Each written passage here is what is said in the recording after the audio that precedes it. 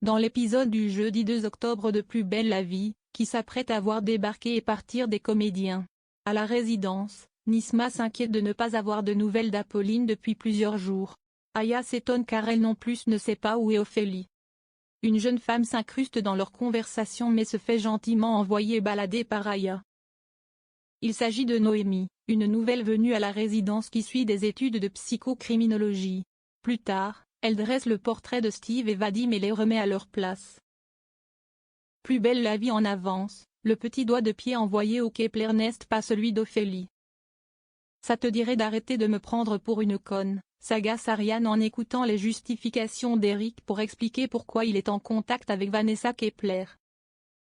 Comme par hasard, Kepler se souvient de ton existence quand sa fille décide de renouer avec sa vraie famille.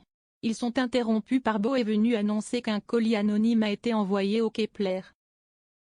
Quand ils ouvrent le paquet, les policiers sont horrifiés par ce qu'ils y trouvent.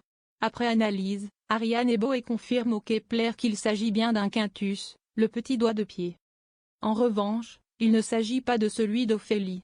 Ariane explique qu'ils ont prélevé l'ADN de la victime mais comme celle-ci n'est pas fichée cela ne leur sert pas à grand-chose. Beau explique que selon eux, quand Ophélie s'est fait enlever, elle n'était pas seule. Vanessa ne sait pas de qui il pourrait s'agir. De son côté, Ophélie continue à se faire passer pour Apolline auprès de l'un de ses ravisseurs.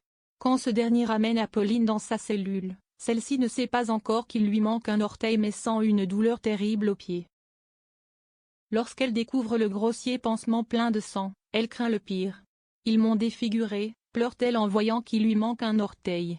Ce n'est que le petit orteil, ce n'est pas grave, rétorque Ophélie qui se montre infâme à l'égard de la jeune femme estropiée. Elle finit par lui avouer avoir pris sa place. T'aurais fait pareil à ma place, se justifie Ophélie avant de minimiser la situation, de toute façon, il ne va pas repousser ton orteil.